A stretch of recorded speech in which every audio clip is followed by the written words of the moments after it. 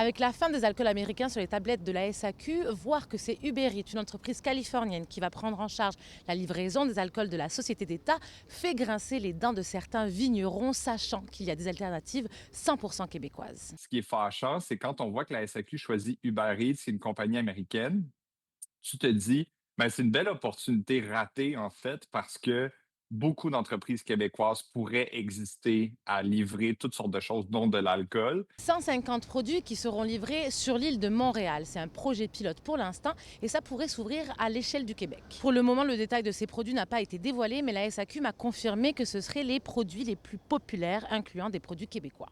Même s'il y avait quelques produits du Québec, ce ne sera pas tous les produits du Québec qui vont être là.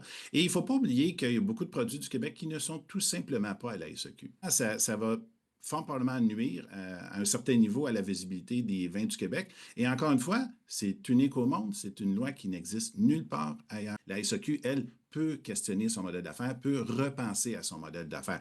En fait, je suis jaloux de la SAQ. J'aimerais être capable de pouvoir re-questionner ma propre productivité de la même façon. La grosse surprise ou la grande déception qu'on a, nous vignerons, c'est que on a le droit de faire des livraisons, mais avec notre propre véhicule, avec nos propres employés, mais on n'a pas le droit de faire sous-contracter la livraison, donc de travailler avec les transporteurs du Québec. On n'ira pas chercher les Américains pour transporter nos vins, mais au niveau de tous les vignerons québécois, on comprend pas. On comprend pas pourquoi il y a une sourde oreille à Québec. Derrière ce partenariat avec Uber Eats, une stratégie, celle peut-être d'atteindre un public plus jeune. Mais Uber Eats, plutôt qu'une entreprise québécoise, peut-être pour atteindre un marché plus important. Ça sent un peu le mouvement de panique parce qu'il y a aussi beaucoup de difficultés à croire que c'est ça qui va permettre à la SAQ de rejoindre les objectifs fixés finalement. Tu sais. Je pense pas que c'est ça qui va faire consommer soudainement toute la génération Z. Mais l'image de marque est très forte de Uber Eats. Donc là, de venir associer ça à Uber Eats, ben, c'est comme si on profite aussi de cette notoriété-là, de cette marque-là, qui est très connue des jeunes. Il y a une décision marketing là-dedans qui a été prise. Ceci dit, il y a aussi l'image, la perception du public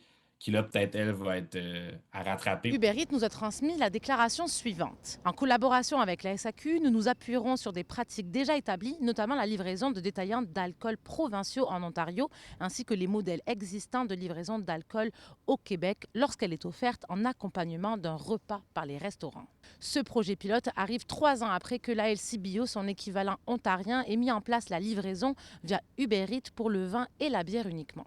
La SAQ promet que leurs livreurs seront formés à l'éthique des ventes de la compagnie et déploiera 92 zones SAQ avant cet été.